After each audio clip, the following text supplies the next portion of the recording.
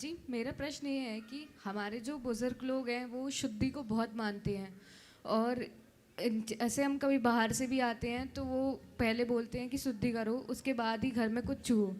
तो इसके पीछे लॉजिक क्या है या फिर कुछ ग्रंथ में इसका उल्लेख किया गया है? तो देखो, बहुत अच्छा सवाल है। शुद्धि का तो बड़ा लॉजिक है, समझिए। एक डॉक्टर ऑपरेशन करने जाता है तो जो ओपीडी के कपड़े होते हैं वही पहन के जाता है क्या? यहाँ कोई डॉक्टर है, सर्जन थे ना, योगेश चले गए कि हैं? चले गए क्या? कहाँ है? थोड़ा खड़े तो ये बताओ योगेश, ओपीडी के कपड़े पहनकर सर्जरी करने ओटी में जाते हो क्या? बदलते हो? क्यों बदलते हो? हाँ हाँ, देखिए उनकी आवाज़ में दोहरा रहा हूँ। वो कह रहे हैं कि ओटी में जो कपड़े होते हैं बाहर के, उसमें जर्म्स रहते हैं, उसको लेकर के हम ओटी में नहीं जा सकते, नहीं तो इन्फेक्शन हो जाएगा। समझ गए? आप लोग बाहर घूम के आते हो, कितना जर्म्स लेके आते हो, उससे हिंसा होगी, इसलिए कपड़े की शुद्धि करो। ये जैन धर्म का नियम है, ये विज्ञान है, रूढ़ी नहीं। शुद्धि को समझो। कोरोना के टाइम में एक दूसरे के कपड़े पहनते थे क्या? बोलो, कोई छू दे तो बोलो। इतना ही तो विवेक रखना है। इसलिए हमें अपने घर के बड़े बुजुर्गों की इन हिदायतों का अक्षरशः पालन करना चाहिए और उनका आभार मानना चाहिए कि उन्होंने हमें बचाने का रास्ता बताया। समझ गए? इसलिए शुद्धि का ख्याल तो रखना ही चाहिए और हर प्रकार की शुद्धि।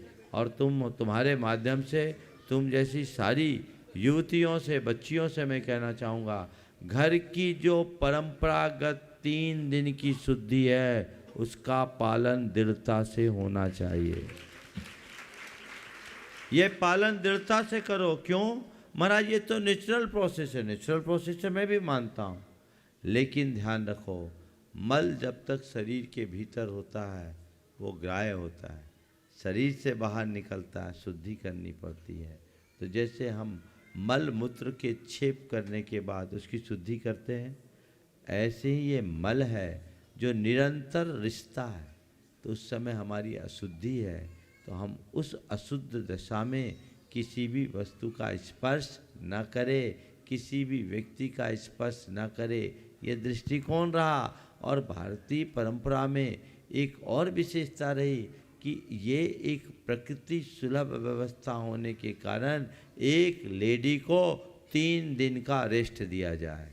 ये आपके रेस्ट के डेज हैं, 3 दिन कंप्लीट रेस्ट।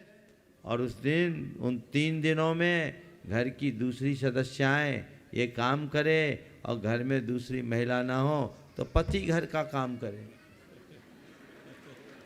इसमें क्या बात है? करना चाहिए।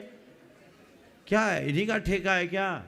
और एक बात बताऊं, जो ऐसा एक सर्वे आया कि पति और पत्नी यदि साथ में मिलकर के भोजन बनाते हैं तो उनके दाम्पत्य में ज़्यादा मधुरता होती है।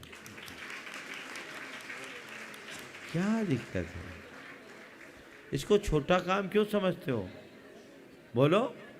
अरे भैया, हम तो कह रहे भी खाना ही बनवा लो, आगे तो बर्तन भी मांजना पड़ेगा।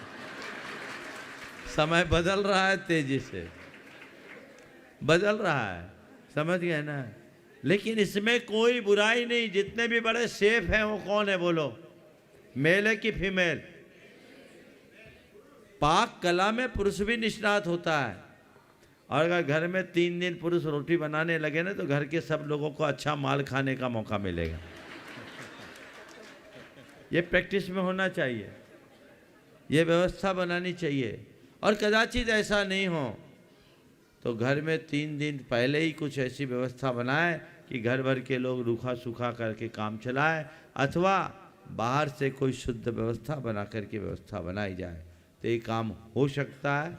इस पर सभी को ध्यान देना चाहिए। नमोस्तु महाराज जी।